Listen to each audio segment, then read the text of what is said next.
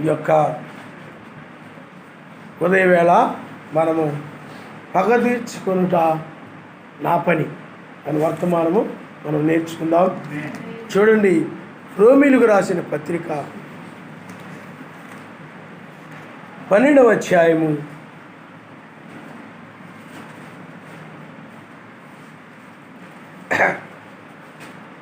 17వ వచనం నుండి మనం చదువుకుందాం. కీడుకు ప్రతికీడు ఎవరికిని చేయవద్దు, మనుషులందరి దృష్టికి యోగ్యమైన వాటి గురించి. చూడండి, మనుషులందరి దృష్టికి యోగ్యమైన వాటిని గురించి ఆలోచన కలిగి ఉండి, శక్యమైతే మీ చేతనైనంత మట్టుకు సమస్త మనుష్యులతో సమాధానముగా ఉండి, పిల్లారా మీకు మీరే పగ తీర్చుకొనక సర్వశక్తిమంతుని ఉగ్రతకు చోటీడి. పగ తీర్చుట నా పని, నేనే ప్రతిఫలమిత్తును అని ఎలోహిము చెప్పుచున్నాడని రాయబడి ఉన్నది. కాబట్టి చాలా ఆయన నామనిస్తారు. హల్లెలూయా, హల్లెలూయా. చూడండి, కీడుకు ప్రతికీడవనికి చేయవద్దు, మనుషులందరి దృష్టికి యోగ్యమైన వాటిని గురించి ఆలోచన కలిగి ఉండి, శక్యమైతే నీ చేతనైనంత మట్టుకు, అంటే సాధ్యమైనంత వరకు కూడా మనుషులతో సమాధానంగా ఉండండి. అంటే ఎవరితో కూడా విరోధంగా ఉండవద్దు. ప్రియులారా, మీకు మీరే పగ తీర్చుకొనక సర్వశక్తిమంతుని ఉగ్రతకు చోటీడి. పగ తీర్చుకొనుట నా పని, నేనే ప్రతిఫలమిత్తునని యావే చెప్పుచున్నాడని రాయబడినది. కాబట్టి నీ శత్రువు ఆకలి కొనింటి అతను భోజనం పెట్టుము, దప్పిక కొనింటి దాహమేము. అలాగూ చేయుట వలన అతని తల మీద నిప్పులు కుప్పగా పోయిదు. కీడు వలన జయింపబడక మేలు చేత కీడుని జయించము. ఆయన నామమున హల్లెలూయా. మరలా మనం ఇప్పుడు మార్కు సువార్త 6వ అధ్యాయము 14వ వచనం మనం చదువుకుందాం. మార్కు సువార్త 6వ అధ్యాయము 14వ వచనం. ఆయన కీర్తి పరిశుద్ధమైన గనుక రాజైన హేరోదు ఆయన గురించి విని బాప్తిజం ఇచ్చు యోహాను మృతుల్లో నుండి లేచి ఉన్నాడు కనుక అతని యందు అద్భుతములు క్రియారూపము లగుచున్నవని చెప్పెను.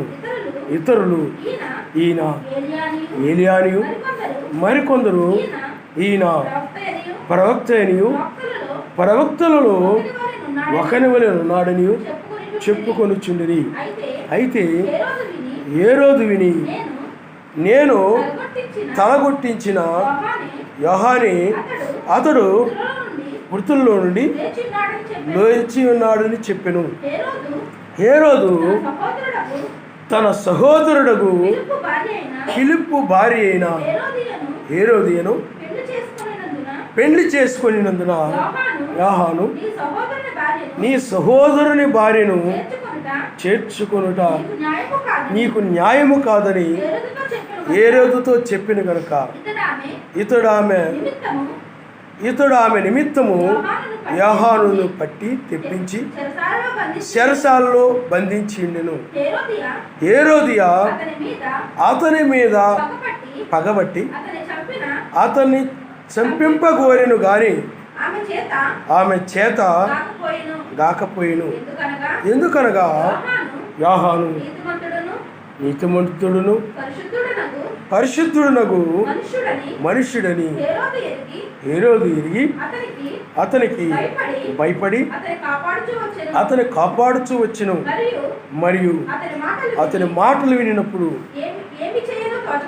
ఏమి చేయను తోచకపోయినను సంతోషముతో వినుచుండెను. అయితే తగిన దినం ఒకటి వచ్చెను.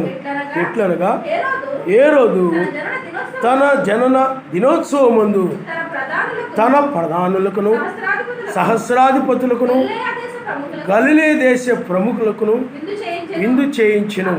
అప్పుడు హేరోదియ కుమార్తె లోపలికి వచ్చి నాట్యమాడి హేరోదును అతనితో కూడా పంక్తిని కూర్చున్న వారిని సంతోషపరిచెను గనుక రాజు నీకిష్టమైనది ఏదైనను నన్ను అడుగుము, నేను నీకు ఇచ్చేదనని ఆ చిన్నదానితో చెప్పాను.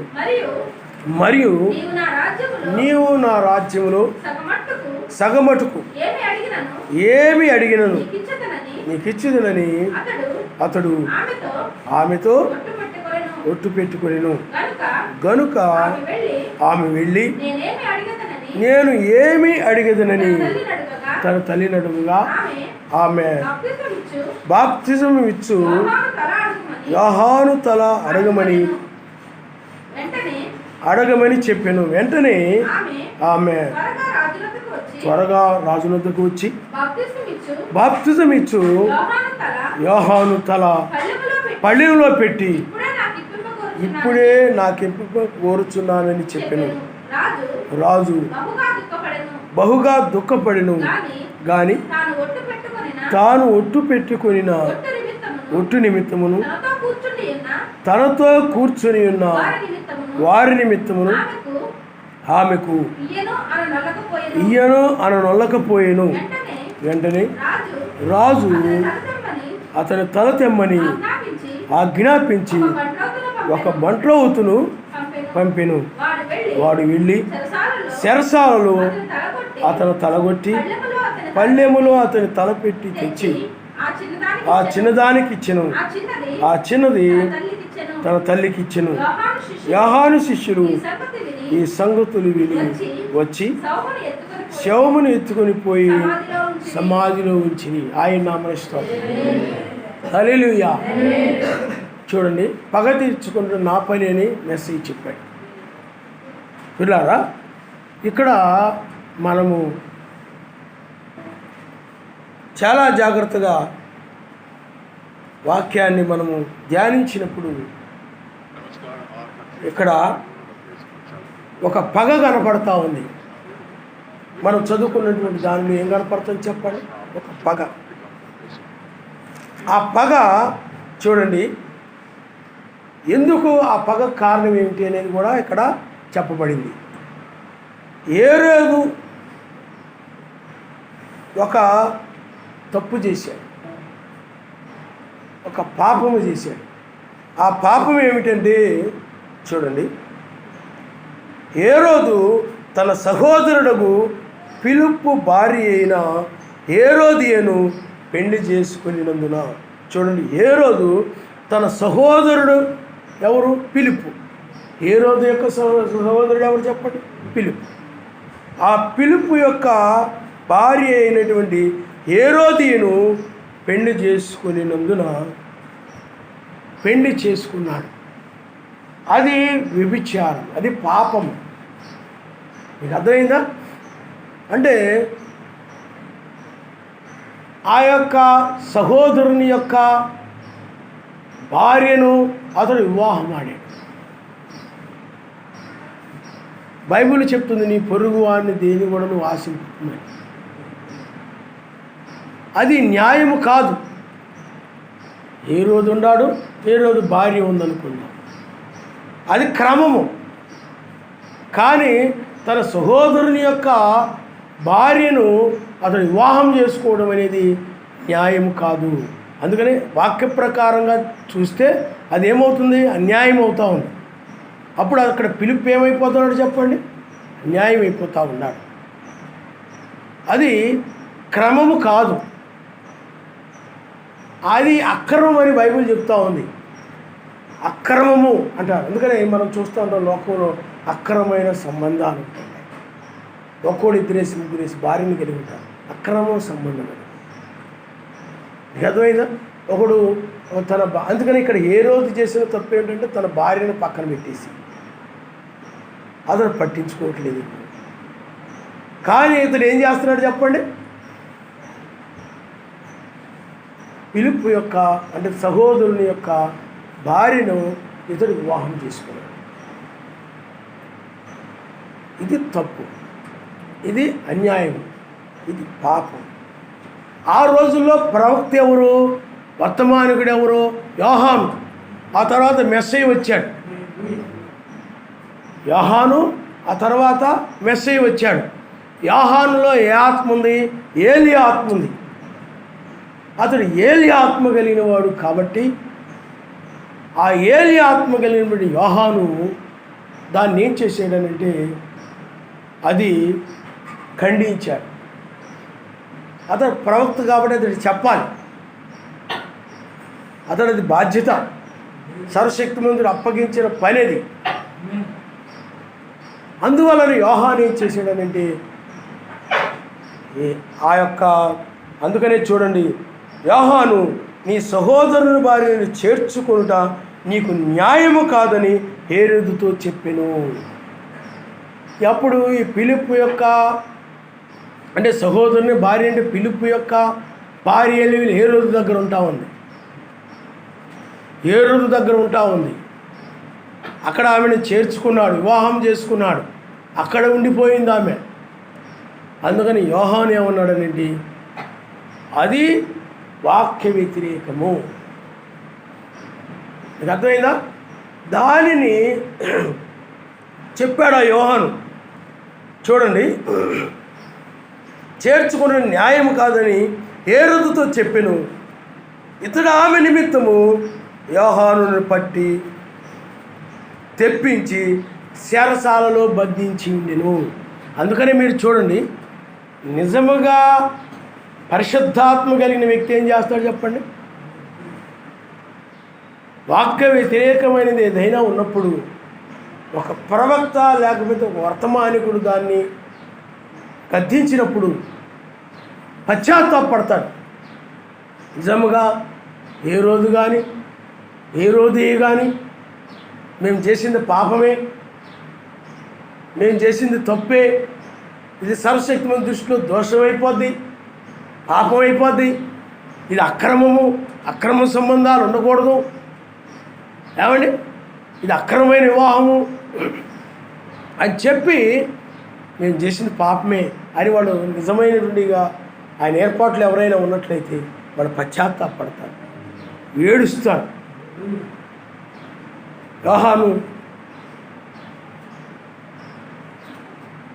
అయా నీవు మా హృదయంలో లేకపోతే మేము చేసినటువంటి యొక్క పాపమును తెలియజేశావు అని చెప్పి నాయన మమ్మల్ని క్షమించిన ఆయన అని ప్రార్థిస్తారు. పరిశుద్ధాత్మ ఆయన ఏర్పాట్లో ఉంటే దయా సంకల్పంలో. ఈ గుంపు ఆయన ఏర్పాట్లో లేరు, ఆయన దయా సంకల్పంలో లేరు కాబట్టి ఆ యోహాను తీసుకొని వచ్చి ఏం చేశారు చెప్పండి? అంటే మమ్మల్ని ఇలా అంటాడా? మీకు అర్థమైందా? నా జీవితం నా ఇష్టం, నేను ఎలాగైనా చేసుకుంటాను, ఎలాగైనా తిరుగుతాను, ఎలాగైనా ఉంటాను, ఆ ఏ రోజుని తెచ్చి నా ఇంట్లో పెట్టుకుంటాను, మీకెందుకు అనే మూర్ఖ స్వభావం అన్నమాట. ఇది అర్థం చేసుకోలేని స్వభావం. అది నువ్వెవరు నాకు చెప్పడానికి, నువ్వెవరు అనడానికి, నాకు తెలీదా, నేను రాజుని, నాకు తెలీదా, నువ్వెవరు నాకు చెప్పడానికి, మమ్మల్నే ఇలా అంటావా అని ఒక అహంభావం హెచ్చింపు కలిగిన వ్యక్తి కనుక అతడు ఏం చేశాడనండి, ఆ యొక్క యోహాను తీసుకొని వెళ్ళి అది మనసులో పెట్టుకొని యోహాను తీసుకొని వెళ్ళి అతన్ని చెరసాల్లో బంధించాడు. గతవుతుందండి, చెరసాల్లో ఏం చేశాడు చెప్పండి? బంధించాడు. అంటే కోపం పెట్టుకున్నాడు. లోపల ఏం పెట్టుకున్నాడు చెప్పండి? ఒక పగ పెట్టుకున్నాడు. లోపల ఒక వ్యతిరేకమైన విరోధమైన భావాన్ని పెట్టుకొని ఆ యొక్క యోహాను తీసుకొని వెళ్ళి బంధించాడు. ఆ తర్వాత ఏం జరిగిందో చూడండి. హేరోదియ అతని మీద పగబట్టి అతన్ని చంపగోరిని కానీ ఆమె చేత కాకపోయిను. ఈ హేరోదియ ఏం చేసి చెప్పింది? ఆవిడేమైనా ఒప్పుకుందా? ఆవిడేమైనా ఆ యొక్క వివాహాన్ని తప్పు ఇది అని ఏమైనా అభిప్రాయపడిందా? పళ్ళ మమ్మల్ని ఎందుకు అనాలి? ఎందుకంటే వాళ్ళు ఒకరి మీద ఒకరు ఆ యొక్క హేరోదు కానీ హేరోదే కానీ ఒకరి మీద ఒక ప్రేమ కలిగి ఉన్నారు, ఒకరి మీద ఒకరు ఇష్టము కలిగి ఉన్నారు, అభిమానము కలిగి ఉన్నారు. అందును బట్టి ఆమె హేరోదు కోసము ఆమె ఏమైనా చేసే పరిస్థితి కనపడతా ఉంది. హేరోదేమో ఆమె కోసం ఏం చేశాడు, యోహాను తీసుకొచ్చి బంధించాడు. ఈమె ఇంకా ఎక్కువ పగ కలిగి ఉంది, హేరోదు కంటే ఎక్కువ పగ కలిగి ఉంది ఈమె. ఈవిడేం చేసింది, చంపాలనే ఆలోచన కలిగి ఉంది, కానీ ఆవిడ వల్ల అవట్లేదు. ఎందుకంటే ఆ అధికారం ఆవిడ చేతుల్లో లేదు కదా, పవర్ ఆవిడ చేతుల్లో లేదు కదా, సైన్యం ఆవిడ చేతుల్లో లేదు కదా. ఏదైనా ఆజ్ఞలు జారీ చేస్తే ఎవరు వినరు, హేరోదు రాజు కాబట్టి ఆయన మాట వింటారు. కానీ ఇక్కడ ఆ యొక్క హేరోదియా రాజు కాదు కాబట్టి ఆమె చంపడానికి వీలుగాక ఏం చేసిందనంటే ఆ సమయం కోసం కనిపెడతాం, పగబట్టింది. చూడండి, వాక్యము చెప్తే, సువార్త చెప్తే మనుషుల లోకములో ఆ రోజుల్లో బయట సువార్త కాబట్టి ప్రపంచంలో ఆనాడు బ్రహ్మం గారు ఉన్నారు, మత్స్యాగ సంఘాలను ఖండించినప్పుడు పగబెట్టేవారు. యోహాను అలాగే మెస్సీని కూడా వారిని, ఆ పరిశీలిని, సద్దూకేల్ని, ఇజ్రాయిల్ని వారి యొక్క పాపములను ఖండించినప్పుడు వాడు పగబట్టారు, చంపేశారు. అలాగే జాన్సన్ గారు ఉన్నప్పుడు కూడా మత్స్యాగ సంఘాలు త్రిత్వం తప్పు, దుర్బోధం తప్పు అన్నప్పుడు వాళ్ళు పగబట్టారు. ఈనాడు కూడా స్త్రీ బోధలు తప్పు అంటే పగబడుతున్నారు. అలాగా పగబడతారు. నువ్వు వాక్యమును అనుసరిస్తూ ఉంటావు, విగ్రహాలను తప్పు అంటావు, వాళ్ళు ఏం చేస్తారు, నీ మీద పగబడుతుంటారు. నువ్వు వెళ్ళే సంఘం కరెక్ట్ కాదమ్మా, మీరు వెళ్ళే మందిరం సరైనది కాదు, అక్కడంతా కూడా అది సత్యం కాదు అన్నావు అనుకోండి, వాళ్ళు పగబడతారు నీ మీద. అందువల్ల ఈ ప్రపంచం అంతా కూడా పగతో కూడినటువంటి ప్రపంచం. అందువల్ల మనుషులు ఒకరి మీద ఒకరు పగ తీర్చుకుంటూ ఉంటారు. ఆ రోజుల్లో కూడా మెస్సీ మీద వాళ్ళు పగబెట్టుకొని పగ తీర్చుకున్నారు. అలాగే 7 సంఘకాలాల్లో 7 ఉన్నారు, వారి మీద కూడా పగ తీర్చుకున్నారు. అయితే అందరూ కూడా ఆ రోజుల్లో ఏమనుకున్నారు, అపోస్తలుల కాలంలో మెస్సీ వల్ల జీవించాలనుకునేవారు అందరూ కూడా. ఇంకో గురి ఉండేది కాదు, మెస్సీ వల్ల నేను కూడా చనిపోవాలి, అలాగా అంత ఆసక్తితో ఉండేవారు అనమాట. పేతురు గారికి ఇంకా అంత ఎక్కువ ఆసక్తి, మెస్సీని ఎలా సిలివేశారు, నన్ను కూడా అలా సిలివేయాలనుకునేవాడు ఆయన. మెస్సీ కోసం అలాగా చనిపోవాలి, అలా బ్రతకాలి, అలా నిందలు పడాలి, ఆయన ఎలా పడ్డాడో నేను కూడా అలా పడాలి, ఆయన ఎలా కష్టపడ్డాడు నేను కూడా అలా కష్టపడాలి, ఆయన ఎలాగ శ్రమలు పొందాడు నేను కూడా అలాగ నిందలు శ్రమలు అలా పడాలి అని ఆసక్తి కలిగి ఉండేవారు అన్నమాట. ఆ రోజుల్లో అంత ఆసక్తి కలిగి ఉండేవారు. ఆ పగ వాళ్ళు కలిగి ఉన్నప్పటికీ కూడా వీళ్ళు సిద్ధంగా ఉండేవారు, మరణానికైనా సిద్ధంగా ఉండేవారు, సిలువేయబడ్డానికైనా సిద్ధంగా ఉండేవారు, ఆయనలాగా చచ్చిపోవాలి. ఆ ఆశ అనమాట వాళ్ళకి ఆ అపోస్తలుల కాలంలో. అందుకని ఆ రోజులు అంత ఆసక్తి కలిగి ఉండేవారు, మరణానికి వెనకడుగు తీసేవారు కాదు, వెనకడుగు వేసేవారు కాదు. కాబట్టి ఈ అక్రమ సంబంధాలకు వెళ్ళినటువంటి వీళ్ళు ఏం చేశారనండి, ఆ యొక్క పగను కలిగి ఉన్నారు. చూడండి, ఆ తర్వాత చూడండి, హేరోదు అతని మీద పగబెట్టి అతను చంపగోరిని కానీ ఆమె చేతకాకపోయాను. ఎందుకనగా యోహాను నీతిమంతుడును పరిశుద్ధుడునగు మనుష్యుడని హేరోదు ఎరిగి అతనికి భయపడి అతని కాపాడుచూ వచ్చును. మరియు అతని మాటలు వినినప్పుడు ఏమీ తోచకపోయినను సంతోషంతో వినిచుండెను. ఏదో ఆయన యొక్క మాటను బట్టి, ఆమె మీద ఉన్న అభిమానాన్ని బట్టి, ఆమె మీద ఉన్న ప్రేమను బట్టి తీసుకొని వెళ్ళి బంధించాడు. కానీ ఈ హేరోదుకి యోహాను అంటే కొంచెం భయం ఉంది. మీకు అర్థమైందా? ఎందుకనంటే అతడు చాలా నీతిమంతుడు, పరిశుద్ధుడు, ఆయన నమ్మిస్తాడు. నీతిమంతుడు అంటే వాక్యమును నమ్మి దాని ప్రకారం నడిచేటువంటి వాడు. ఆ నడవడం వల్ల అతడు ఏమైనాడు చెప్పండి, పరిశుద్ధుడు. అతడు అంటే అతడు ఏ పాపం, ఏ అసూయ కానీ, ద్వేషము కానీ, ఏ క్రోధము కానీ, ఏ కక్ష కానీ, ఏ పగ కానీ అలాంటివి ఏమీ అతడు లేవు. మీకు అర్థమైందా? సహనము కలిగినవాడు, ఓర్పు కలిగినవాడు, ప్రేమ కలిగినవాడు. మీకు అర్థమైందా? అలాంటి నీతిమంతుడుగా పరిశుద్ధుడిగా ఉన్నాడు. కాబట్టి ఆ హేరోదు ఏం చేసేవాడు అనంటే భయపడి అతన్ని హాని చేయకుండా, అతన్ని చంపకుండా, అతన్ని చెరసాల్లో ఆ విధంగా కాపాడుతూ వచ్చాడనమాట. చాలాసార్లు హేరోదియా ఆయన చంపడానికి ప్రయత్నం చేస్తూ వచ్చింది, అతన్ని ఏదో విధంగా చంపాలని. కానీ ఆమె అతన్ని చంపనీయకుండా ఉండడానికి చాలా జాగ్రత్తలు తీసుకున్నాడు హేరోదు రాజు.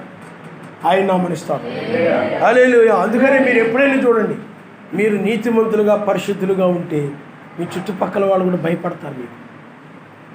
నువ్వు ఎల్లప్పుడూ ప్రార్థన చేస్తూ ఉండు, పాటలు పాడుకుంటూ ఉండు, నీ ఇంట్లో బైబిల్ చదువుకుంటూ ఉండు, నీ ఇంట్లో వాళ్ళు నువ్వంటే భయపడతారు. అవి బాబు ఇవి చాలా పరిశుద్ధంగా ఉంటుంది, ఎప్పుడు బైబిల్ చదువుకుంటూ ఉంటుంది, ప్రార్థన చేసుకుంటూ ఉంటుంది. అర్థమైందా?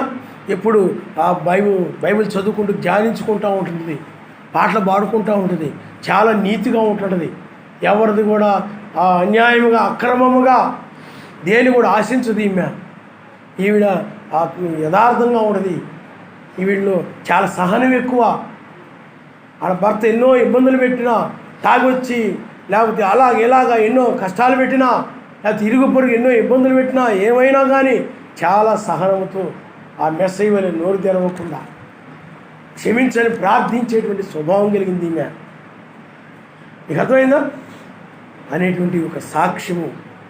ఆ సాక్ష్యము లేకపోతే బంధువులు ఉంటారు, లేకపోతే మత్స్యాగ సంఘాలు ఉంటారు, మా ప్రార్థనకి ఎందుకు రారు, మా చర్చికి ఎందుకు రారు, రకరకాలుగా మాటలని రకరకాలుగా ఇబ్బంది పెట్టినా కానీ వీళ్ళు సహనంతో ఓర్పుతో ఏమండి ఆ మాటలని సహించి, ఆ నిందలని సహించి చర్చికి వచ్చారు. ఆ సహనం అది. నువ్వు సహనం కలిగి ఉన్నప్పుడు నిందలకి శ్రమలకి వాటికి భయపడి నీవు భయపడవు. నువ్వు సహనం కలిగిన వ్యక్తి వేటికి భయపడకుండా ఆయన ఆరాధనకు వస్తాడు, ఆయన నామరిస్తాడు. హల్లెలూయా, హల్లెలూయా. అందుకని మనకు వర్తమానాన్ని సహించగలగాలి, నిందలు సహించగలగాలి, అన్నీ కూడా మనం సహించగలిగి ఆయన ఆరాధించగలగాలి. ఆయన నామనిస్తాడు. ఆయన ఆరాధించాలంటే ఏముండాలి చెప్పండి? సహనం ఉండాలి, ఓర్పు ఉండాలి. ఆ సహనం ఓర్పు లేదనుకోండి, బాబోయ్ ఆయన వాక్య ప్రకారంగా నడిస్తే నిందలు వస్తాయేమో, అవి నేను పడలేను, వాళ్ళు అలాగ నన్ను చూపుతారేమో, నేను అవి పడలేను, నేను వాళ్ళ ఇంటికి వెళ్ళలేను, వాళ్ళ ఇంటి దగ్గర కూర్చోలేను, వాళ్ళతో నేను మాట్లాడలేను. సహనం నీళ్ళు లేనప్పుడు ఇవన్నీ నువ్వు తట్టుకోలేకపోతుంటావు అన్నమాట. ఏది కూడా తట్టుకోలేకపోతాడు. సహనం తట్టుకోలేనప్పుడు ఆ యొక్క సహనాన్ని కోల్పోయి చాలా భయంకరమైనగా ఆ కోపము, ఆ పగ అన్నీ బయటకు వచ్చేస్తూ ఉంటాయి అన్నమాట. అందువల్ల ఈమె సహించలేకపోతుంది, దాన్ని తట్టుకోలేకపోతుంది. దాన్ని అతడి యొక్క ముఖాన్ని యోహాను భూమి మీద బతికుండడం సహించలేకపోతుంది. ఆమె అతడు భూమి మీద బతికుండడం వీల్లేదు, అతడు చనిపోవలసిందే. అతడు ఆ బ్రతికి ఉండగా నేను ఈ భూమి మీద ఉండను, నాకు ఉండడం ఇష్టం లేదు, నాకు తిండి ఎక్కడం లేదు, ఏమీ ఎక్కడం లేదు.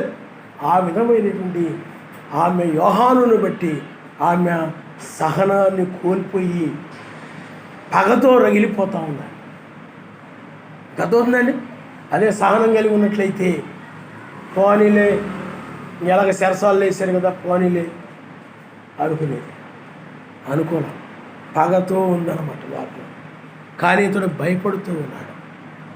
నీవు కూడా ప్రార్థనాపరురాలుగా ఉంటే నీ బంధువులు, నీ ఇంట్లో వాళ్ళు అందరూ కూడా భయపడతారు, ఆయన నామరిస్తారు. ఆవిడ చాలా దీనంగా ఉంటుంది, తగ్గించుకొని ఉంటుంది, ఎవరినో మాటలో కూడా పడుతుంది, చాలా సహనం కలిగింది, ప్రార్థనాపరురాలు. మీ ఇళ్ళ దగ్గర మీరు కనుక ఆ విధంగా ఉన్నారనుకోండి, చుట్టుపక్కల వాళ్ళు ఏమైపోతారు చెప్పండి? భయపడతారు. మీరు ఆ విధంగా లేకుండా, నీతిగా లేకుండా, పరిశుద్ధంగా లేకుండా, ఎలా పడితే అలా మాట్లాడతా, ఇంటి దగ్గర టీవీ పెట్టుకొని చక్కగా ఎన్ని చూస్తా, ప్రార్థన లేకుండా, బైబిల్ చదవకుండా, పక్కోళ్ళతో ఆ పక్కోళ్ళతో ఈ పక్కోళ్ళతో కబుర్లు ఆడుకుంటూ, మీకు అర్థమైందా? బైబిల్ చదువుకోకుండా అలా తిరిగి పొడుగుండిపోయి అలాగే ఇలాగ ఉన్నారనుకోండి, మీ జీవితంలో ఆ ప్రార్థన కానీ, ఆ పరిశుద్ధత కానీ అవేమి మీలో కనపట్లేదు, బైబిల్ చదవడం అలాంటివి ఏం కనపట్లేదు అనుకోండి, నీ ఇంట్లో నువ్వంటే ఎవరికేం భయం ఉండదు. భక్తురాలుగా కనపడవు కదా నువ్వు, నీతిమంతురాలుగా కనబడుతుంటే అయ్య బాబోయ్ ఆవిడ చాలా ఎప్పుడు ప్రార్థన చేసుకుంటే భక్తిగా ఉంటుంటుంది. ఒకసారి మర్చిపోయి ఒక భార్యాభర్త ఇద్దరు ఉన్నారు. వాళ్ళు ఏదో విజయవాడ వెళ్ళిపోయారు. విజయవాడ వెళ్తే ఆ విజయవాడ నుండి మళ్ళీ తిరిగి వస్తున్నాడు. తిరిగి కాకినాడ వచ్చిన తర్వాత ఆ కండక్టర్ చిల్లర ఇచ్చేటప్పుడు 50 రూపాయలు ఎక్స్ట్రా ఇచ్చాడు. 50 రూపాయలు ఎక్స్ట్రా ఇచ్చాడు. వీళ్ళ ఇంటికి వచ్చాక లెక్క చూసుకుంటే కండక్టర్ 50 రూపాయలు ఎక్స్ట్రా ఇచ్చాడు. వాళ్ళ భార్య అంటది కుదరదు, ఆ 50 రూపాయలకి ఇవ్వాల్సింది, కుదరదు, 50 రూపాయలు మన దగ్గర ఉండకూడదు, ఆయన పొరపాటుని ఇచ్చేసాడు, ఆ 50 రూపాయలు ఆయనకి ఇవ్వాల్సింది. ఆ పోనీలో పొరపాటుని ఇచ్చాడు కదా, 50 రూపాయలు నుంచి దేనికో దానికి వస్తాయని ఈయన అంటాడు. ఆవిడ ఉంటుంది అది కుదరదు, అది ఆయింది, మన ఎక్స్ట్రా మన దగ్గర ఉండకూడదు, ఆయనకి ఇచ్చేయి అని చివరికి మళ్ళీ ఆయనకి ఇచ్చే వరకు అది ఒప్పుకోలేదు. ఆయనకి ఆవిడంటే కొంచెం ఒక రకమైన భయం, గౌరవం. ఎందుకంటే ఆవిడ నీతిగా ఉంటుందిరా, యథార్థంగా ఉంటుందిరా, కరెక్ట్గా ఉంటుందిరా, ఏమండి సత్యంగా ఉంటుందిరా అని భయం. నీవు కూడా మీ ఇళ్లల్లో కానీ బయట కానీ ఆ విధంగా ఉన్నప్పుడు ఆయన చాలా భక్తిపూర్వుడురా, అసలు చాలా ఇదిగా ఉంటాడురా అని ఏం చేస్తే చెప్పండి, మీరంటే ఏం కలుగుతుంది చెప్పండి. ఆ రోజుల్లో కూడా యోహాను అంటే ఏ రోజుకి ఆ విధంగా భయం కలిగింది. అతని యొక్క పరిశుద్ధమైన జీవితాన్ని బట్టి అన్యాయంగానో అక్రమంగానో నడుస్తూ ఉన్నాడు అనుకోండి, కరెక్ట్గా వాక్య ప్రకారంగా లేకుండా ఉన్నాడు అనుకోండి, అప్పుడు ఏ రోజు కూడా భయం ఉండదు, ఏ రోజు కూడా కాపాడు. అందుకని మనం వాక్య ప్రకారంగా ఉన్నప్పుడు, న్యాయంగా ఉన్నప్పుడు, సత్యముగా ఉన్నప్పుడు, పరిశుద్ధంగా ఉన్నప్పుడు, ఆ యొక్క ఏ రోజు ఎలాగైతే అతడు చెడ్డవాడే కావచ్చు, కానీ అతడు అన్యుడే కావచ్చు, రోమీడు అతడు, కానీ అతడు ఆ విధముగా భయపడుతూ వచ్చాడు. ఆయన అమరిస్తాం. హల్లెలూయా, హల్లెలూయా. కాబట్టి చూడండి, నీతిమంతుడును పరిశుద్ధుడు మనుష్యుడు ఏ రోజు అని ఎరిగి అతనికి భయపడి అతను కాపాడుచూ వచ్చిన, మరియు అతని మాటలు వినినప్పుడు ఏమి చేయను తోచక సంతోషంతో వినిచుండెను. అతని మాటలు ఏ విధంగా ఉండే, అతని బోధ వింటున్నప్పుడు, అతని వాక్యం వింటున్నప్పుడు హృదయంలో కొడుతూ ఉండే, కానీ వాటిని ఒప్పుకోలేడు, వాటిని ఒప్పుకొని పశ్చాత్తాపడలేడు. గర్వం అడ్డు వచ్చేస్తాయి, హెచ్చింపడ్డు వచ్చేస్తాయి. నేను ఏ రోజుని, నేను రాజుని, నేను ఒప్పుకోవడం ఏంటి, నేను పశ్చాత్తాపడడం ఏంటి, నేను ఆమెను హల్లెలూయా నేను అనడం ఏంటి, ఆ విధంగా అతడు తన పాపాన్ని ఒప్పుకోలేకపోయాడు. ఎందుకంటే నలుగురిలో నేను తక్కువైపోతానేమో, నలుగురిలో నేను లోకమైపోతానేమో, ఆ రాజుగారు కూడా పాపాల కోసం ఏడుస్తున్నారు, రాజుగారు పాపాన్ని అనుకుంటారేమో, నన్ను అంటే మనుషుల దృష్టిలో మంచివాళ్ళు అనిపించుకోవాలని అభిప్రాయం కలిగేవాళ్ళు ఆ విధంగానే ఉంటారు. మనుషుల దృష్టిలో మంచివాళ్ళు అనిపించుకోవాలనుకునేవాళ్ళు ఒప్పుకోరు. ఎందుకంటే మనుషులు మంచోడు కాదనుకుంటారేమో, ఇతడు కూడా పాపంలో ఉన్నాడు అని అనుకుంటారేమో, ఇతడు కూడా చెడ్డ వ్యక్తి అని అనుకుంటాడేమో.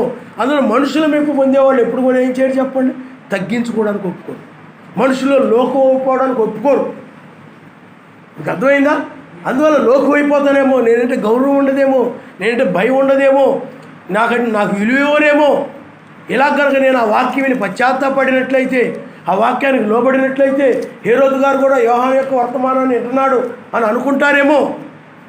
అంటే హేరోదుకి ఏమి తెలియదు, యోహానుకి తెలుసు కాబట్టి ఆ విధంగా అనుకుంటారేమో.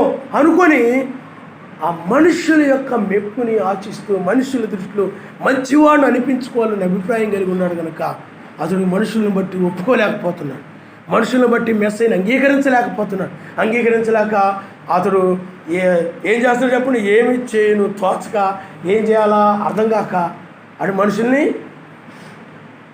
మంచివాళ్ళు అనిపించుకోవాలి, ఇటు ఆయన దృష్టిలో కూడా సరస్వతి దృష్టిలో కూడా మంచివాళ్ళు అనిపించుకోవాలి.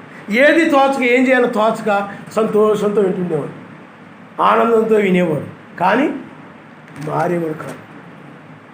అందుకని గర్వం ఉందనుకోండి, హెచ్చింపు ఉందనుకోండి, అది చాలా ప్రమాదకరం. మీకు అర్థమైందా? మనుషుల దృష్టిలో కూడా నిన్ను ఏం చేయాలి చెప్పండి, తగ్గించుకోవాలి. నేను ఎవరైనా ఒకరు ఇందుకు పిలిచినప్పుడు, ఎవరైనా ఆహ్వానించినప్పుడు నువ్వు ఉన్నతమైన వాటిని కోరుకోక తక్కువ వాటినే కోరుకోమని ఉంటుంది. నేను ఎవరైనా ఏ కుర్చీ వేసారనుకోండి, లేదు నేను కింద కూర్చుంటాను, కానీ వెళ్ళి నువ్వు కుర్చీలోనే కూర్చుండిపోయావు అనుకోండి, నీకంటే గొప్ప వ్యక్తి వచ్చాడు అనుకోండి, నేను లే అక్కడ లే అంట, కూర్చో. అందుకనే తను తగ్గించుకోమని బైబిల్ చెప్తా ఉంటాం. మనుషులు ఇప్పుడు ఏం చేస్తారు చెప్పండి, ఉన్నతమైన వాటిని కోరుకుంటూ ఉంటారు, కింద కూర్చోడానికి ఇష్టపడరు, ఉన్నతమైన వాటిని కోరుకుంటూ ఉంటారు. అలాగే మనుషుల దృష్టిలో కూడా తగ్గించుకొని ఉండలేరు. కాబట్టి ఏ రోజు పరిస్థితి తాను తగ్గించుకోలేకపోతున్నాడు. రాజు కదా, ఆ కిరీటం అడ్డు వచ్చేస్తాయి, హోదా అడ్డు వచ్చేస్తాయి, సైనికులు వీళ్ళందరూ ఉంటారు. రాజుగారు కూడా మళ్ళీ ఆ యోహాను యొక్క వాక్యాన్ని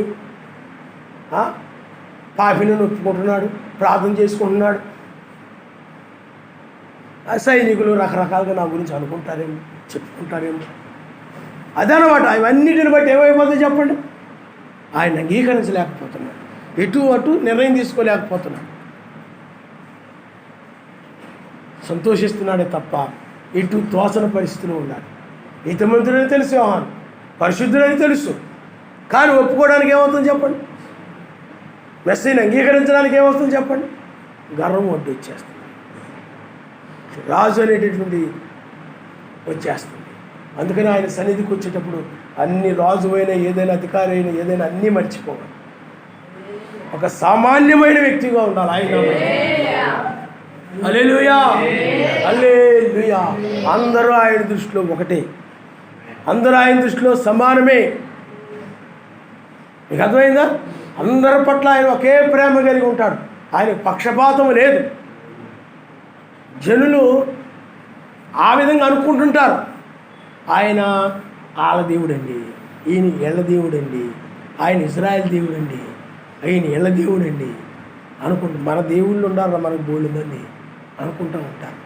కానీ ఆయన సర్వలోకమునకు సర్వ సృష్టికి ఆయన పరిశుద్ధుడై ఉన్నాడు. ఆయన హల్లెలూయా. నువ్వు కూడా నీ కుటుంబానికే నువ్వు చెందిలేవు, ఆత్మ సంబంధమైన కుటుంబం మొత్తాన్ని నువ్వు చెంది ఉన్నావు. ఆయన నామస్తుడు. హల్లెలూయా.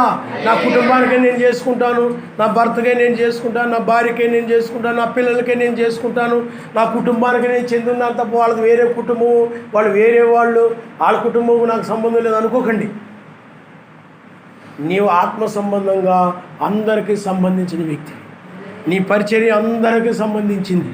వాక్యము అందరినీ ప్రేమించమనుంది, అందరికీ పరిచర్య చేయమనుంది, అందరికీ ఆతిథ్యం ఇవ్వమనుంది,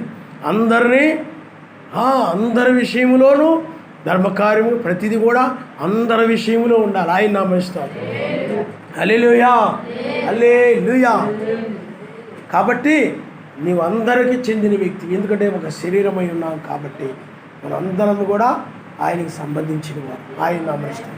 నీవు ఏ ఒక్కరికో సంబంధించిన వ్యక్తి కాదు, నేను ఏ ఒక్కరికో సంబంధించిన వ్యక్తిని కాదు, నీవు ఏ ఒక్కరికో సంబంధించిన వ్యక్తివి కాదు, అందరికీ సంబంధించిన వ్యక్తివి. ఒక ఎలాంటి ఆ సర్వశక్తిమంతుడు ఎలాంటి వాడంటే ఒక చెట్టు లాంటి వాడు. ఆ చెట్టు దగ్గరకు అందరూ వస్తారు నీడ కోసం. అది ధనవంతుడు రావచ్చు, ధనవంతుడు కూడా చెట్టు ఆక్సిజన్ అవసరమే. పేదవాడు రావచ్చు, అనుకునేవాడు రావచ్చు, ఆడవాళ్ళు రావచ్చు, మగవాళ్ళు రావచ్చు, పిల్లలు రావచ్చు, అందరూ కూడా చెట్టు యొక్క నీడను ఆదరణ, ఆ నీడనే ఆదరణ పొందుతారు. ఆయన నామస్తుడు. నీవు కూడా అందరికీ ఆ విధంగా ఉండాలి.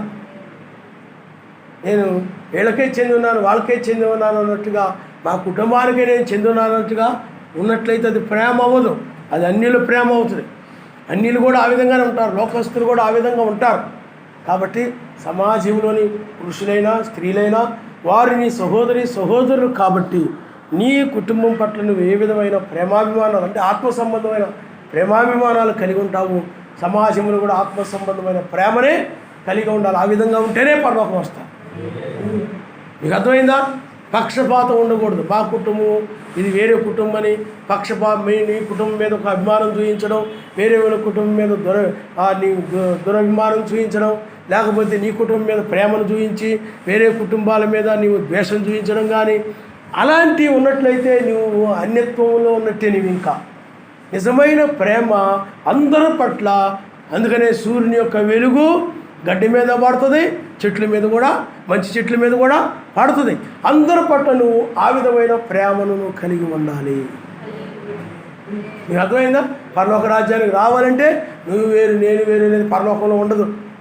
అందరూ ఒక రక్తము కింద ఉన్నారు. కాబట్టి అందుచేత మనమైనట్లయితే మనల్ని మనం తగ్గించుకొని ఆ విధంగా ప్రేమ, ఆప్యాయత, అనురాగము, కనికరము, జాలి, క్షమించే గుణము ఇవన్నీ కలిగి ఉంటాం. ఆయన నామనిస్తాం. హల్లెలూయా, హల్లెలూయా. కాబట్టి పిల్లారా, ఇక్కడ ఏ రోజు ఆ విధంగా ఉన్నాడు. అయితే తగిన ఒక దినము కోసం ఎప్పుడు దొరుకుతాడా యోహాను, ఎప్పుడు దొరుకుతాడా యోహాను, ఎప్పుడు దొరుకుతాడా పగగలిగి అదే గురితో ఉందాన్ని. ఇంకో గురి లేదామె. ఎక్కడ యోహాను దొరుకుతాడా, ఆ పగ్గలిగినోడు కూడా అదే విధంగా ఉంటుంది. పగ కలిగి ఉన్నాడు అనుకోండి, అతను ఎప్పుడు చూసినా కానీ ఇంకా భక్తి గురించి ఉండదు, ప్రార్థన గురించి ఉండదు, ఏముండదు. అస్తమానం ఎవరైతే ఇష్టం ఉండదో, ఎవరి మీద అయితే ద్వేషం ఉండదో, ఆ ద్వేషం ఉండదో, ఎవరి మీద అయితే నీకు పగ ఉంటుందో వాళ్ళ గురించే నువ్వు ఆలోచిస్తూ ఉంటావు. ఎక్కడ దొరుకుతారా నిందలు మోపుదాం, ఎక్కడ దొరుకుతారా శ్రమ పెడదాం, ఎక్కడ దొరుకుతారా ఇబ్బంది పెడదాం, ఎక్కడ దొరుకుతారా ఏదో ఒకటి వేసేద్దాం. అలాగా నువ్వు ఆ అభిప్రాయం, ఆలోచనలతో నేను ఉంటుంటావు అనమాట. అక్కడ కూడా ఈ యొక్క ఏ రోజు కూడా అదే విధంగా చూస్తుందా, దినం ఎప్పుడు దొరుకుతుందా, సమయం ఎప్పుడు దొరుకుతుందా, అతను ప్రాణం తీయడానికి ఎక్కడ దొరుకుతాడా, అప్పుడు నొక్కుదాం, అప్పుడు నా తడాకేదో చూపిస్తాను, నేనంటే ఏదో చూపిస్తాను, నేనంటే ఏదో సినిమా కొంతమంది అంటారు, అన్యులు అంటారు, సినిమా చూపిస్తాను రా అన్నాడు మన కుర్రోడిక. నా సంగతి ఇప్పుడు నీకు తెలియదురా, కొన్ని రోజులాగా నేను సినిమా చూపిస్తాను, బొమ్మ కనపడితే అంటున్నాడు ట్యాంక్ దగ్గర ఒకటి. అలాగనుకుంటూ ఉంటారన్నమాట. ఈవిడ కూడా అనుకుంటా ఉంది. ఎవరు? హేరోదియా. ఆగు కంగారు పడగాకు, నువ్వు చెరసాల్లో ఉన్నావు కదా, కంగారు పడగాకు, ఏదో ఒక రోజు రాకపోద్దా, సమయం దొరకపోద్దా, అప్పుడు నా విలువేటో చూపిస్తాను, నేనంటే ఏదో చూపిస్తాను. ఆమె అలాగ కనిపెడతాడు. పగ కలిగిన వ్యక్తి ఆ విధంగా మాట్లాడుతూ ఉంటాడు, ఆ విధంగా ఆలోచిస్తూ ఉంటాడు, ఆ విధంగా తలస్తూ ఉంటాడు అనమాట పగ కలిగిన వ్యక్తి. ఆ విధంగా ఈమె ఏం చేస్తుందంటే ఆ సమయం కొరకు కనిపెడతా ఉంటే ఒక దినము రానే వచ్చింది. ఆ దినం ఏమిటంటే హేరోదు యొక్క పుట్టినరోజు.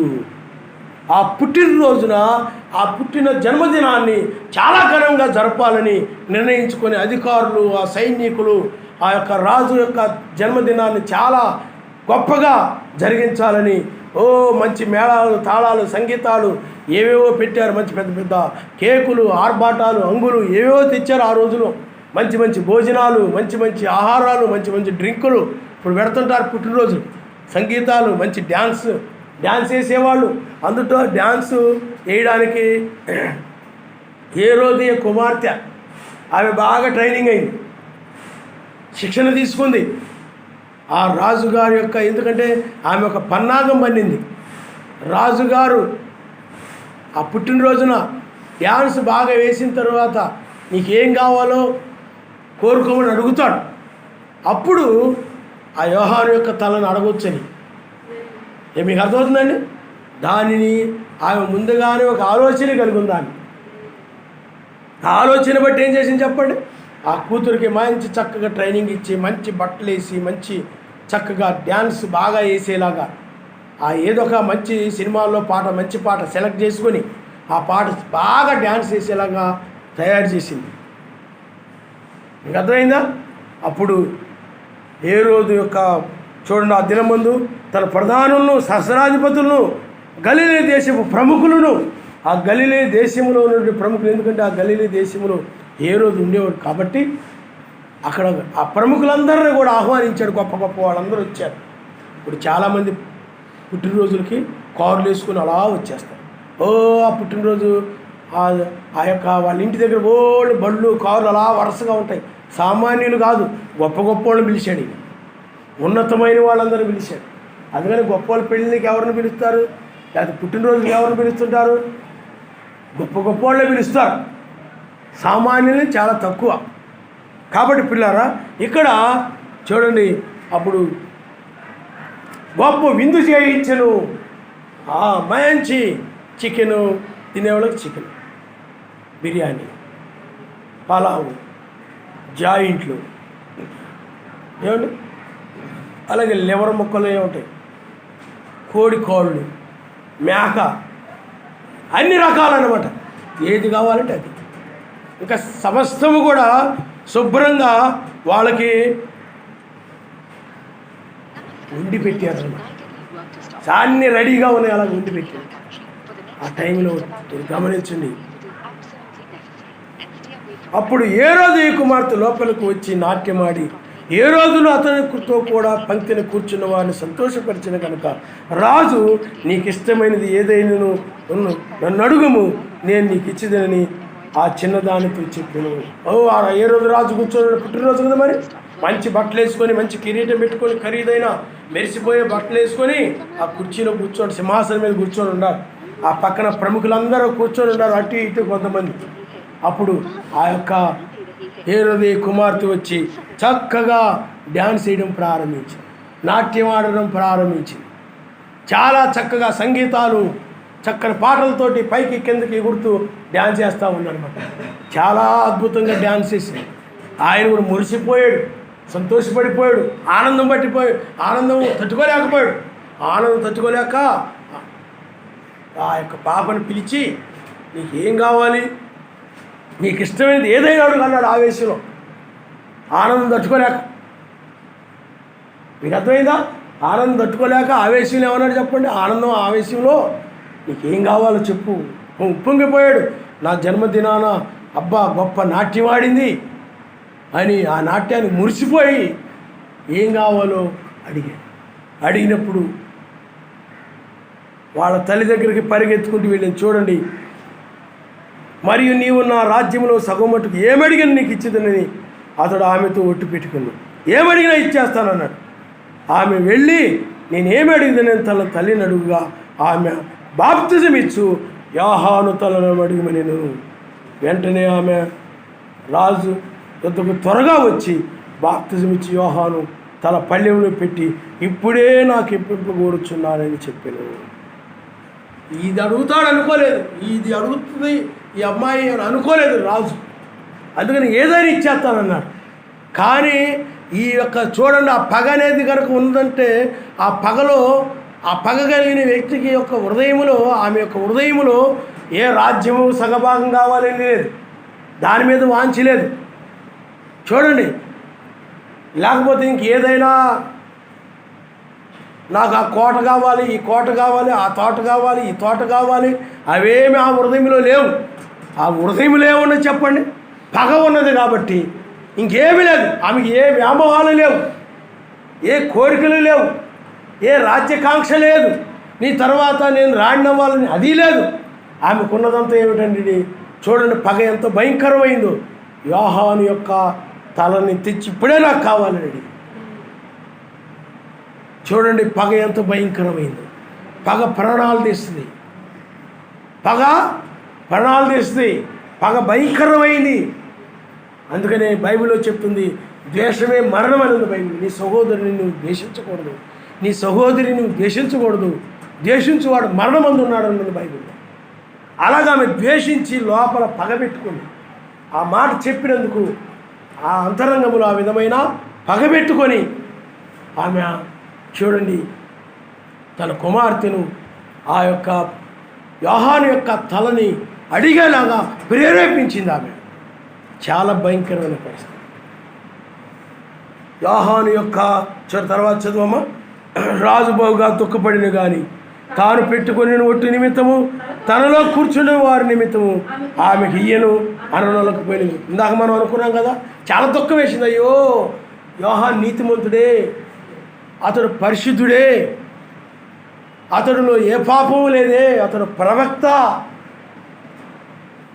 అతడు ఏలి ఆత్మ కలిగిన వాడు, అతడు గొప్ప బోధకుడు, ఏలి ఆత్మ కలిగిన వాడు అతడు. కానీ అతడిని ప్రాణం అడుగుతున్నారే, తలకాయ అడుగుతున్నారే అని చాలా బాధపడ్డాడు, దుఃఖించాడు, కళ్ళము నీళ్ళు వచ్చేసాడు, ఏడ్చాడు. అయితే అతడిచ్చిన మాటను బట్టి ఆ చుట్టుపక్కల పెద్ద పెద్ద వాళ్ళందరూ ఉన్నారు. అతడి సింహాసనం పక్కన అటు ఇటు కూర్చున్న వాళ్ళు, సింహాసనం పక్కన గొప్ప గొప్ప వాళ్ళు అందరూ ఉన్నారు. మరి అడిగితే కాదన్నారు అంటారేమో. అందుకనే ఎప్పుడు కూడా మనుషులు మెప్పు కోరి, మనుషుల దృష్టిలో మంచి వాళ్ళు అనిపించుకునే వాళ్ళు, మంచి వాళ్ళు అనిపించుకోవాలా అని అనుకునే వాళ్ళందరూ కూడా ఇలాగే కాదనలేకపోతుంటారు. అంటే మళ్ళీ మనుషులందరూ కూడా నన్ను చెడ్డరాజు అని అనుకుంటారేమో, మంచి రాజు కాదని అనుకుంటారేమో, మంచి వ్యక్తిని కాదని అనుకుంటారేమో అని మాట ఇచ్చాడు కానీ ఆ మాట ప్రకారం నిలబడలేదని అనుకుంటారేమో మనుషులు. అనుకుని ఏం చేశాడు చెప్పండి? ఆమె అడిగిన ప్రకారము ఆ యొక్క తలని తెమ్మని ఆజ్ఞాపించాడు. చదవండి. ఒట్టు నిమిత్తము తనతో కూర్చుండే వారి నిమిత్తము ఆమెకు ఈయనను అననొల్లక వెంటనే రాజు అతని తల తెమ్మని ఆజ్ఞాపించి ఒక బంట్రోతుని పంపెను. వాడు వెళ్ళి చెరసాలలో ఉన్న యోహాను దగ్గరికి వెళ్ళి కత్తి తీసుకొని ఆ తలను నరికి పళ్ళెంలో అతను తలబెట్టుకొని తీసుకొని వచ్చి ఆ చిన్నదానికి ఇచ్చెను. ఆ చిన్నది చూడండి, ఇప్పుడు ఆమె పగ తీరిపోయింది. మీకు అర్థమైందా? పగ అనేది ఏం చేస్తే చెప్పండి, చాలా భయంకరమైంది. ఇతరుల నాశనాన్ని కోరుతుంది పగ. ఆ ద్వేషము మరణాన్ని కోరుతుంది. వాళ్ళ శక్తి బాగుంటుంది. చాలామంది పగ పెట్టుకుని అంటారు, ఆడ పోతే సగం పేడ వదిలిపోతుంది బాబు, ఈడిపోతే సగం దరిద్రం వదిలిపోద్దు బాబు, ఆడిపోతే సగం పేడ వదిలిపోద్దు బాబు. ఆ పగ మీకు అర్థమైందా? ఆమెలో ఒక సహనం లేదు. అందుకని యోహాను పేరెత్తితేనే తట్టుకోలేకపోతుంది. యోహాను గురించి ఆమె భూమి మీద ఉంటేనే తట్టుకోలేకపోతా ఉంది. ఆ యొక్క యోహాను అతడు నా ముందు ఉండకూడదు, ఆ చెరసాల్లో కూడా ఉండకూడదు, అతను చంపేయాల్సిందే. అందుకనే కొంతమందికి ఆ విధమైనటువంటి అసహనంతో ఉంటారు, చాలామంది పగతో ఉంటారు చాలామంది. ఆ విధమైన పగ ద్వారా ఏం చేసింది చెప్పండి? ప్రాణాన్ని తీసివేసింది. చూడండి, ఆ పళ్ళెంలో అతని తల తెచ్చిపెట్టి ఆ చిన్నదానికి ఇచ్చెను, ఆ చిన్నది తన తల్లికి ఇచ్చెను. చూడండి ఎంత భయంకరమైనటువంటి పరిస్థితి. అయితే ఇప్పుడు దీన్ని మనము ఆత్మ సంబంధంగా మనము చూడబోతున్నాం. ఆయన హల్లెలూయా, హల్లెలూయా. ఓ హేరోదు పిల్లారా, రోమా సామ్రాజ్యమునకు, రోమీలకు సాదృశ్యముగా ఉన్నాడు. ఆయన నామనిస్తాడు. హల్లెలూయా. అలాగే హేరోదియా యూదులకు సాదృశ్యంగా ఉంది. అందుకనే అక్కడ ఆయన అంటున్నాడు, వ్యభిచార సంబంధమైన చెడ్డతరమా అన్నాడు ఆయన ఇజ్రాయేలును ఉద్దేశించి. అంటే వీరు సర్ప సంతానమా అంటే దాని అర్థం ఏమిటంటే వ్యభిచారం వల్ల పుట్టినవాడు అర్థం. ఎందుకంటే ఆదాముకి అవ్వకి కాకుండా కయ్యూను సర్పానికి పుట్టాడు, వ్యభిచారం వల్ల పుట్టాడు. వీళ్ళను కూడా ఆయన అంటున్నాడు వ్యభిచార సంతానం అంటున్నాడు ఆయన, సర్ప సంతానం అంటున్నాడు ఆయన. ఇక్కడ హేరోదియా ఎలాగైతే రోమీలతో అనగా ఆ యొక్క హేరోదుని వివాహం చేసుకుందో, ఏకమై ఉందో, అలాగే ఇక్కడ కూడా ఆ యొక్క రోమీలతోనూ అంటే అన్ని సంబంధమైన వాటితోనూ ఈ యొక్క యూదులు కలిసిపోయి ఉన్నారు. అందుకనే మనుషులు కల్పించిన పద్ధతుల దైవోపదేశములను బోధించుచు నన్ను వ్యర్థముగా ఆరాధిస్తున్నారని చెప్పాడు. అన్య ఆరాధనలు జరుగుతూ ఉన్నాయి, అన్య బోధలు జరుగుతూ ఉన్నాయి. ఆ విధంగా వాళ్ళు ఒక అన్యుల వలె జీవిస్తూ ఉన్నారు. అబ్రహాము సంతానం అని చెప్పుకుంటూ, మేము యూదులమని చెప్పుకుంటూ అన్యుల వలె నడుస్తూ ఉన్నారు. రోమీలు ఎలాగున్నారో వీరు కూడా అలాగే ఉన్నారు. వారు ఎలాగైతే ధనము ఇవన్నీ కలిగి ఉన్నారు, వీళ్ళు కూడా అదేవిధంగా ఆపేక్ష కలిగి ఉన్నారు. అందుకనే మీరు అబ్రహాము సంతానం అని చెప్పుకుంటున్నారు, కానీ మీరు సర్ప సంతానము, అన్యుని యొక్క సంతానం మీరని చెప్పాడు ఆయన.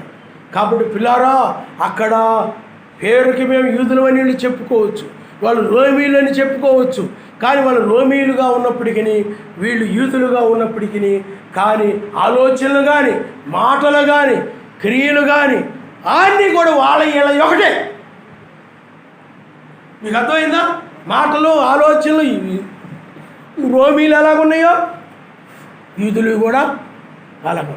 అందుకని ఇక్కడ చూడండి, రోమీలు ఒక విధంగా మెస్సీ పట్ల కానీ యోహాను పట్ల కానీ కొంత కనికరమ కలిగి ఉన్నారు. వాళ్ళు ఒక పరిశుద్ధులు, నీతిమంతులు అనే ఒక భావం కలిగి ఉన్నారు. అందుకనే వాళ్ళు అన్నారు, ఈయనలో ఏ పాపము కనపడలేదన్నారు. కానీ ఇశ్రాయేలీలు కనుక మనం చూసినట్లయితే హేరోది వలె పగ కలిగి ఉన్నారు, కక్ష కలిగి ఉన్నారు, ద్వేషము కలిగి ఉన్నారు, అసహనంతో ఉంటున్నారు. ఆ పేరున్నా సహించలేకపోతున్నారు. మెస్సీ పేరున్నా కానీ యోహాను పేరున్నా కానీ సహించలేకపోతూ ఉన్నారు. అమ్మ మీకు నిద్ర వస్తుంటే మీరు లేవండి, మొత్తుగా ఏమైనా ఉంటే తట్టుకోలేకపోతున్నారు, ఆయన సువార్తను తట్టుకోలేకపోతున్నారు, సహించలేకపోతున్నారు. అందువలన వాళ్ళు మెస్సీని సిలువ వేయాల్సిందే అంటున్నారు వాళ్ళు. కారణం ఏమిటంటే మెస్సీ కూడా యోహాను వలె ఆ యొక్క ఇజ్రాయేలుని ఖండించాడు, గద్దించాడు. ఆయన నామములో హల్లెలూయా, హల్లెలూయా. అందుకే ఈ నక్కతో ఇలాగ వెళ్ళి చెప్పండి అన్నాడు ఆయన. అక్కడ రోమీల్ని ఖండించాడు ఆయన, ఇజ్రాయేల్ కూడా గద్దించాడు ఆయన. అయితే రోమీలు గద్దించినప్పటికీ హేరోదు వలె కొంచెం వాళ్ళు మంచిగానే ఉన్నారు, కానీ ఇజ్రాయేలులు మాత్రము ఆ యొక్క హేరోది వలె ఉన్నారు. హేరోదు వలె కాకుండా రోమీలేమో హేరోదు వలె ఉన్నారు, ఇజ్రాయేల్ ఏమో హేరోదియ వలె ఉన్నారు. అందుకనే మీరు చూడండి, పగ కలిగి ఉన్నారు,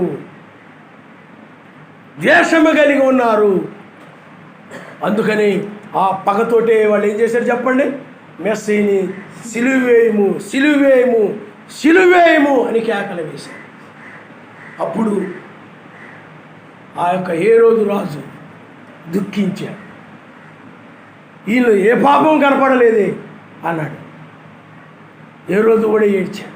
చూడండి, మీరు గమనించండి, అతని పాపముల్లో నాకు ఏ సంబంధం లేదని చేతులు కడుక్కున్నాడు. అతని భార్య, నేను కల్లో నేను చూశాను, ఇతడు నీతిమంతుడు, ఇతడు జోలికి పోవద్దని. కానీ ఇజ్రాయేల్ అయితే ఏం చేస్తున్నారో చెప్పండి?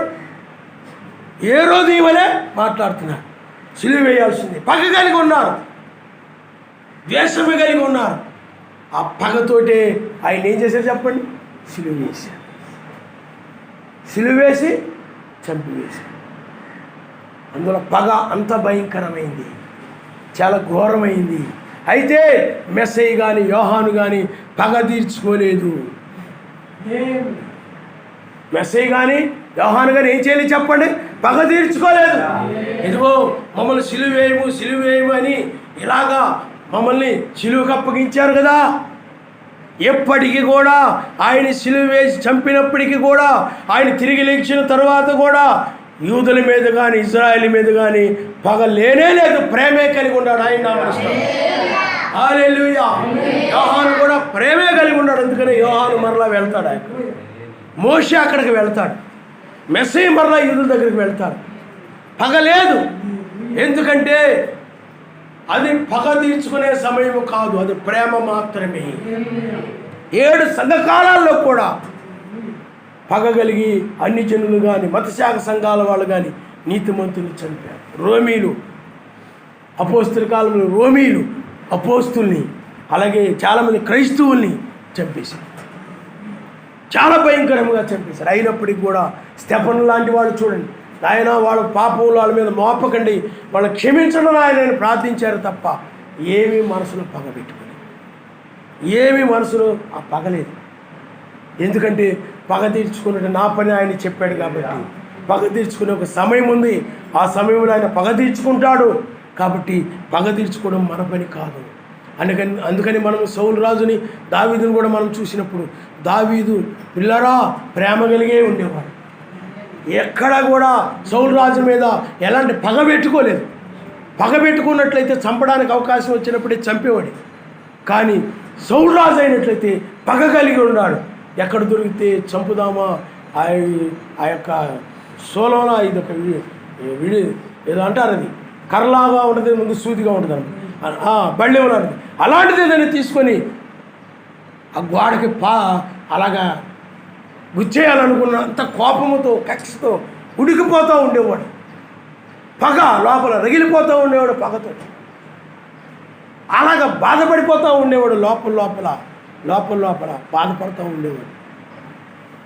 దావీదుని ఏదో విధంగా చంపాలి, దావీదుని ఏదో విధంగా చంపాలి. పగ ఎంత భయంకరమైందో మీరు చూడండి. కానీ పిల్లారా, పగ తీర్చుకునేవాడు ఆయనే వదిలిపెట్టాడు.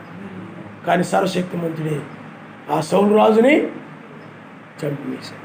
అలాగే ఇప్పుడు కూడా పిల్లారా, నువ్వు ఎవరి మీద ఎలాంటి పగ నువ్వు కలిగి ఉండవు.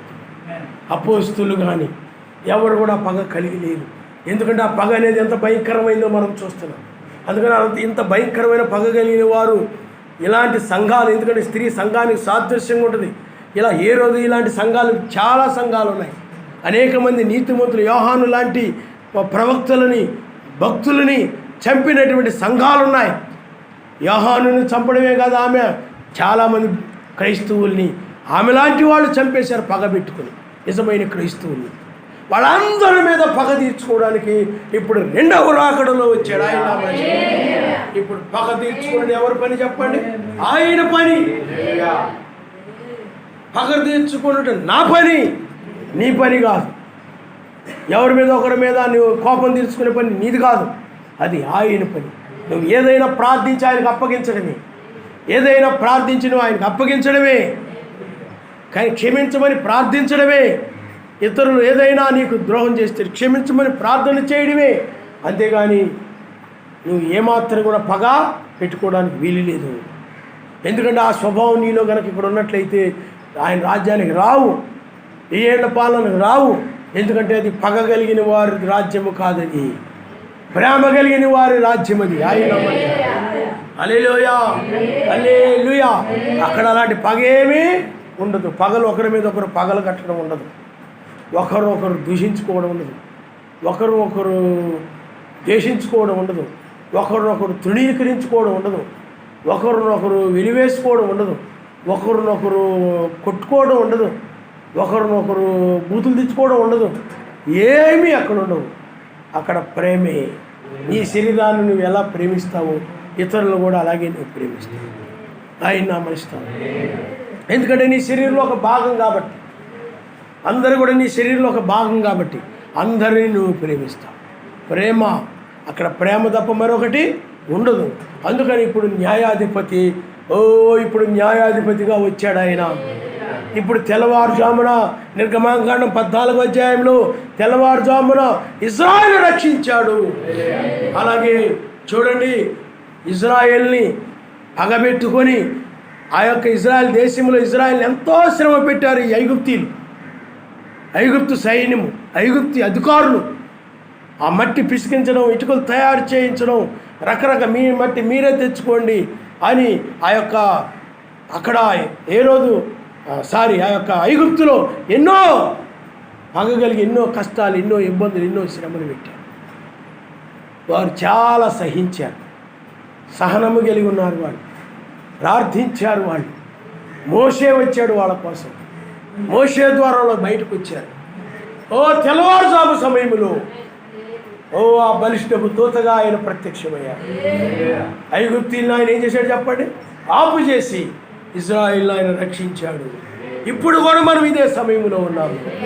మనం ఎత్తబడిన తరువాత, వాళ్ళు ఎర్ర సముద్రం ఒడ్డుకు వెళ్ళిన తర్వాత, మనం ఎత్తబడిన తరువాత, అప్పుడు చూడండి ఇజ్రాయిల్ ఎర్ర సముద్రం ఒడ్డుకు వెళ్ళిన తరువాత ఐగుప్తు సైన్యము ఎర్ర సముద్రం మధ్యలోకి వచ్చింది. అప్పుడు ఆ సమయంలో ఆ సముద్రము అనగా సముద్రం మరలా తిరిగి వెళ్ళింది. ఐగుప్తు సైన్యం చనిపోయారు. ఆ విధంగా చూడండి, ఐగుప్తు దేశంలో ఐగుప్తులు ఇజ్రాయెల్ని శ్రమ పెట్టారు. అయితే వాళ్ళు ఇజ్రాయిల్ పగ తీర్చుకోలేదు, వాళ్ళ మీద ప్రార్థించారు, కానీ కీడుకు ప్రతికీడు చేయలేదు. వాళ్ళు ఇజ్రాయిల్ కీడుకు ప్రతికీడు ఆ యొక్క ఐగుప్తీలకి చేయలేదు. కానీ పగ తీర్చుకున్నది ఎవరు చెప్పండి? ఇజ్రాయిలీలు కాదు, యావే తీర్చుకున్నాడు. ఆయన ఆ ఎర్ర సముద్రం నాశనం చేసి ఆయన పగ తీర్చుకున్నాడు. ఇప్పుడు కూడా అంతే, పగ తీర్చుకునే పని ఆయన. నిన్ను పైకి తీసుకొని వెళ్ళిన తర్వాత, ఎందుకంటే నువ్వు ఏమి ఇస్తావు అదే కోస్తావని చెప్పాడు ఆయన. నువ్వు పగ కలిగి ఉంటే పగని, ప్రేమ కలిగి ఉంటే ఆయన ప్రేమను పొందుకుంటావు. పగ కలిగి ఉంటే ఆయన పగను నువ్వు చూస్తావు. ప్రేమ కలిగి ఆయన వాక్య ప్రకారం నడుస్తూ ఉన్నట్లయితే సమాజంలో అందరి పట్ల కూడా ప్రేమ కలిగి ఉన్నట్లయితే ప్రేమలో అసూయ ఉండదు, ద్వేషం ఉండదు, కుళ్ళు ఉండదు, కుతంత్రం ఏమీ ఉండదు. ప్రేమ ఎప్పుడు కూడా క్షేమాభివృద్ధికి వాడుతూ ఉంటుంది, ఇతరులు క్షేమానికి వాడుతుంది ప్రేమ. ఆ ప్రేమ కలిగి ఉన్నప్పుడు ఆయన ప్రేమ నిన్ను పైకి తీసుకెళ్తుంది. పగ కలిగి ఉంటే ఐగుప్తీలు పగతో వస్తున్నారు ఇజ్రాయెల్ని పట్టుకొని తీసుకుని వెళ్ళాలని. ఆ పగను బట్టి వాళ్ళు ఏమైపోయారు చెప్పండి? ఆయన దగ్గర నుండి పగనే పొందుకున్నారు. వాళ్ళు ఏమి ఇచ్చారో దాన్నే కోసుకున్నారు వాళ్ళు. అందుకని లోకము కూడా పగలతో నిండిపోయి ఉంది, కక్షలతో నిండిపోయి ఉంది, సంఘ శాఖలన్నీ కూడా ఆ విధంగా నిండిపోయి ఉన్నాయి. అందుకని మనం ఎత్తబడిన తర్వాత లోకం మీద ఆయన పగ తీర్చుకుంటాడు. రోమా సామ్రాజ్యము అది చాలా పగ కలిగినటువంటిది. చాలామంది క్రైస్తవులు చంపింది. రోమ్ ఎప్పుడు కూడా ఆయన శత్రువే.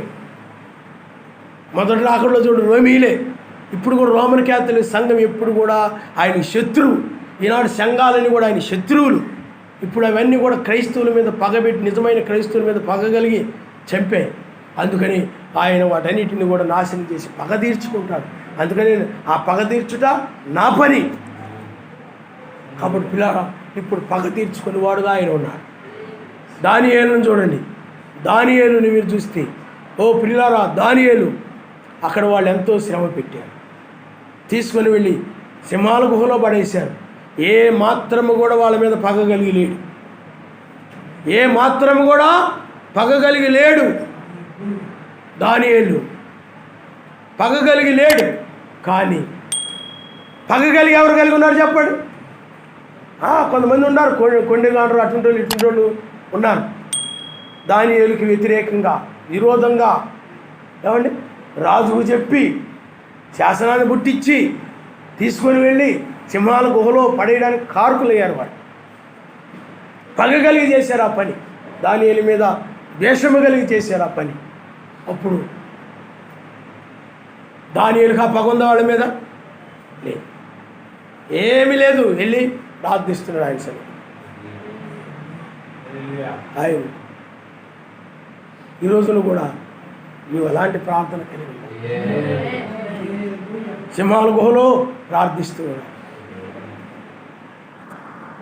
అప్పుడు ఈ పగ కలిగిన వారు చూడండి, దానియేలేమో పైకి తీయబడ్డాడు. తెల్లవారుజామున పగ కలిగిన వారు ఆయన యొక్క పగను చూశారు. అంటే వారి మీద ఆయన పగను తీర్చుకున్నారు. అందుకని దానియేలు పగ తీర్చుకోలేదు. అసలు వాళ్ళ మీద పగే లేదు. వాళ్ళు ఎంతో కీడు చేసినప్పటికీ కూడా వాళ్ళ మీద ప్రేమే ఉన్నది తప్ప మేలుకరమైన మనసు కలిగే ఉన్నది. ఏ విధంగా వాళ్ళు మేలు చేయాలని మనసు కలిగి ఉన్నాడు తప్ప ఏదో విధంగా మేలు చేసి కీడుని చేయించమన్నది బైబిల్లో. ఆ విధంగా మేలుకరమైన మనసు కలిగే ఉన్నాడు తప్ప ఏమాత్రం కూడా కీడుకరమైన మనసు కలిగిన వాడు కాదు. కానీ ఆ కీడుకరమైన మనసు కలిగిన వారు ఏమైపోయారు చెప్పండి? మరలా కీడుని పొందారు. అంటే మరలా సింహాల గుహలో పడవేయబడ్డారు. ఆ పగ కలిగిన వారు సింహాల గుహలో పడవేయబడినప్పుడు వాడు ఆ సింహాలు ఆకలితో ఉండి ఆ గుహలో అలా పడేస్తూ ఉంటే కింద పడకముందే ఈ ఎగిరి నోటిని కరిచేసుకునే వాళ్ళు పట్టేసుకొని తినేసే, ఏమీ లేకుండా మొక్కలతో ఆ ఎముకలతో సహా కొరికి తినేసాయి. ఆ విధంగా ఆయన పగ తీర్చుకున్నాడు. ఆయన నామనిస్తాడు. అంటే దానియేలు తీర్చుకున్నాడు ఆ పగ? తీర్చుకున్నాడు. ఎవరు తీర్చుకున్నాడు చెప్పండి? సర్వశక్తిమంతుడు తీర్చుకున్నాడు ఆ పగ. అందువల్ల నిన్ను ఎవరైనా ఏదైనా అన్నా వాళ్ళ మీద నువ్వు ఆ పగ కలిగి ఉండకూడదు. నువ్వేం చేయాలి చెప్పండి? మేలే. నీ పని ఏంటంటే మేలు చేయడమే, మేలు చేయడమే. ఆయన నామనిస్తాడు. హల్లెలూయా. అందువలన పిల్లారా, ఏ రోజు ఇలాంటి వాళ్ళు ప్రతి కాలంలోనూ ఉన్నారు. దానియేలు కాలంలో ఉన్నారు, ఈ లోకంలో ఇప్పుడు ఉన్నారు, మత్స్య సంఘాల్లో ఉన్నారు. నీ మీద పగ కలిగిన వారు ఉండొచ్చు కొంతమంది. మీ ఇళ్ళ దగ్గర, మీ ఇంటి బయట, ఇంటి వెలుపల, ఇంటి ముందు మీరంటే ద్వేషించే, మీ మీద పగ కలిగి మిమ్మల్ని ఇబ్బంది పెడుతూ ఉండొచ్చు, మీకు ఆటంకాలు కలుగు చేస్తూ ఉండొచ్చు, మీకు అభ్యంతరాలు కలుగు చేస్తూ ఉండొచ్చు. నీకు అర్థమైందా? మిమ్మల్ని ఇరుకుని పెడతా ఉండొచ్చు ఆ పగ కలిగి. అలాగేలాగ ఏదో ఒకటి చేస్తూ ఉంటారు వాళ్ళు. కానీ ఏ మాత్రం వాళ్ళ మీద నువ్వు పగ కలిగి ఉండకూడదు. నువ్వు పగ కలిగి ఉంటే నీ మీద ఆయన పగ తీర్చుకుంటాడు. ఏమాత్రం పగ కలిగి ఉండకుండా ఆయన వాళ్ళ ప్రేమ కలిగిన ఆయన వాళ్ళని క్షమించిన ఆయన అని నువ్వు ఏదైనా చేస్తే మేలు చేయి. అందుకని ఆకలి కొని ఉంటే వాళ్ళకి భోజనం పెట్టు, వస్త్రములు లేకుండా వస్త్రములు ఇవ్వు, దప్పిక కలుగుంటే దాహమునికి ఇవ్వు అని ఉంది. కానీ కొంతమంది ఆ పగ పెట్టుకొని, మీకు అర్థమవుతుందండి. నేను ఆ కొండపల్లిలో ఒకడు ఉండేవారు. వాళ్ళకు ఒక ఆయన ఉన్నాడు, తండ్రి ఒక్కడే. ఆయన వాళ్ళ అమ్మగారు చనిపోయారు. ముగ్గురు కొడుకులు, నలుగురు కొడుకులు. వాళ్ళు ఆ పగ పెట్టుకున్నారు. ఆ కోడలను బాగా చూశాడంటే ఈ కోడలను బాగా చూశాడు, ఆ కొడుకుని బాగా చూశాడంటే ఈ కొడుకుని బాగా చూశాడు. అలా మనసులో ఒకరికొకరు పగ పెట్టుకున్నారు ఆయన మీద. ఆయన పొలం పనికి వెళ్ళి వచ్చాడు పనికి. బాగా వడదెబ్బ తగిలిందట్టుంది. ఎండకు అలాగ వచ్చి మంచం మీద పెట్టిపోయాడు. దాహం అని అరుస్తున్నాడు ఆయన. అవి వడదెబ్బ తగిలినప్పుడు మంచిగా ఏదో ఇస్తే సరిపోను, లేకపోతే ఏదో చేయాలి. కానీ వాళ్ళు ఏం చేశారంటే ఒకరి మీద ఒకరు పగ్గ, ఆయన మీద పగ్గలిగి ఆవిడ చూస్తుందిలేని ఈవిడ, ఈయన చూస్తాడని ఆయన అని ఒకవేళ ఆయన కీడే చేసి ఉండొచ్చు. కానీ కీడు చేసినాక నువ్వేం చేయాలి చెప్పండి? మేలు చేయాలి. ఆ మేలు ద్వారా అయ్యో నేను కీడు చేశానే, ఈ సమయంలో నాకు వీళ్ళు మేలు చేశారే అని మారునేమో. వాళ్ళు ఆ విధంగా చేయలేదు. ఆ పగన మనసులో పెట్టుకొని వదిలేశారు. ఆయన చనిపోయాడు. అది వాళ్ళకి పాపమైపోయింది, శాపమైపోయింది. కాబట్టి పిల్లారా, పగ అనేది అలాంటిది చేస్తుంది. అంటే ఆ పగ్గలిగి ఉండాలంటే మేలు చేయరిక. ఆ పగని ఇతరులకు మేలు చేయనివ్వదు. నీకు అర్థమవుతుందా? ఆ పగ ద్వారా నువ్వేమైపోతుంది చెప్పండి? ఆ పగ నీలో ఉందనుకోండి, వాళ్ళు కనపడిన పళ్ళు నూరుతూ ఉంటారు, పళ్ళు మెలేస్తూ ఉంటారు, పళ్ళు పటపట కుడికేస్తూ ఉంటారు. వాళ్ళు చూడగానే వాళ్ళతో మాట్లాడలేవు, వాళ్ళతో నడవలేవు, వాళ్ళకి ఏమి చేయలేవు. వాళ్ళ పెళ్ళిళ్ళకి కానీ వాళ్ళ కార్యాలకి వెళ్ళినా కానీ ఏమండి వాళ్ళు చూసినా కటకట పొడి గురుకుతూ ఉంటారు. ఏ మేలు చేయలేవు అక్కడికి వెళ్ళినా కానీ. ఆ పగ లోపల ఉందనుకోండి, ఏ ప్రేమను నువ్వు చూపించలేవు. అందుకని ఏ రోజుయా ఏ ప్రేమను చూపించలేకపోయింది. అసలు ఆ నీతిమంతులంటే ఆమెకు భయం లేదు, పరిశుద్ధులంటే ఆమెకు భయం లేదు. మీకు అర్థమైందా? భయం లేదు. అందుకని ఈనాడు చాలామందికి వాక్యం అన్నా, ఆరాధన అన్నా, ప్రార్థన అన్నా ఏమీ భయం లేదు. ఆయనకి ఎప్పుడు నువ్వు భయపడి జీవించాలి. ఆయన హల్లెలూయా. తల్ల వంచుకోండి, మనం ప్రార్థన చేసుకుందాం. ఇప్పుడు ఆయన పగ తీర్చుకొని న్యాయాధిపతిగా ఆయన వచ్చాడు. నేను రక్షించిన తర్వాత లోకం మీద ఆయన పగ తీర్చుకోబోతున్నాడు.